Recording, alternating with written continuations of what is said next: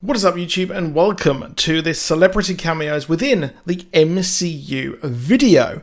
Now there have been quite a few different celebrity cameos within the Marvel Cinematic Universe, and I'm presenting quite a few here today to you, and this is by no means a complete list.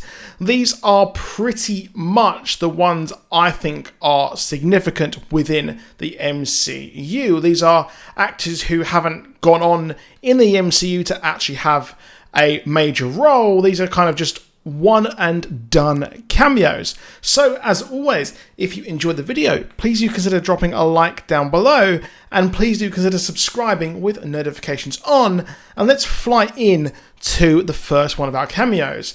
The first one being Bill Maher, who appeared as himself in Iron Man 3. Yes, he appeared as himself on his own talk show, Real Time with Bill Maher. A very controversial figure here, I believe, because I don't actually watch his show, I just get that from what I hear. Now next up we have got Michael Rosenbaum, who was obviously in Guardians of the Galaxy 2. He played Martinex, an original member of the Guardians of the Galaxy. Well, that is in the comics, and he appeared here in the movie as well.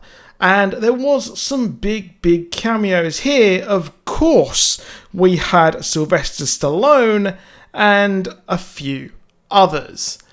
Next up, we had Olivia Munn, who appeared in Iron Man 2 as Chess Roberts. This would not be her only comic book movie. Obviously, she would go on to appear in the later X-Men movies. And I have to say, I would have loved to have seen more of her as Psylocke. And a further Iron Man 2 cameo here is we have DJ AM, a DJ who was romantically linked to Paris Hilton, who sadly died before the release of the movie, and the movie was dedicated to him there.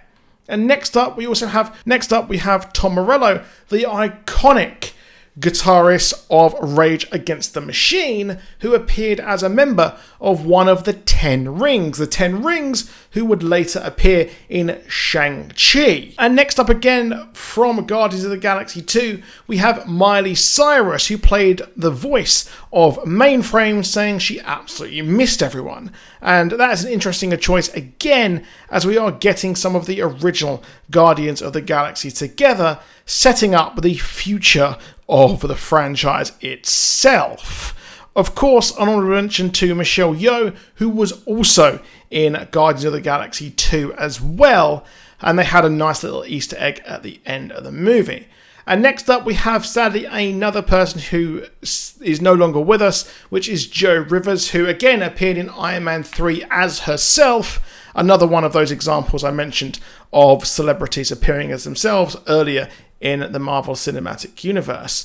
And next up we've got Seth Green, who appeared as Howard the Duck in the Guardians of the Galaxy post-credit scene, who would also have another cameo in Guardians of the Galaxy 2. And next up we have horror movie director and obviously singer and artist Rob Zombie. I'm not really sure what he is the most famous for now, as he is the voice of the Ravager Navigator in Guardians 1, and he was then also an actual Ravager in the background in Guardians of the Galaxy Volume 2. And now next up, I did actually do a video on the community cameos in the MCU, and I thought I'd include some of them here, with Danny Pudi playing a S.H.I.E.L.D. operative inside Captain America: The Winter Soldier. Also, fellow community alumni Donald Glover playing, of course, Miles Morales' uncle in Spider-Man Homecoming.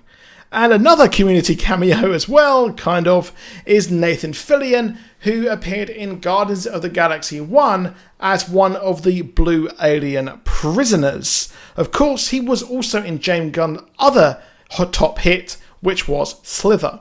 And next up, we've got Joss Whedon, who appeared in The Winter Soldier as a tiny little cameo on the escalator at the Smithsonian. Of course, that movie did have the whole exhibit about Captain America.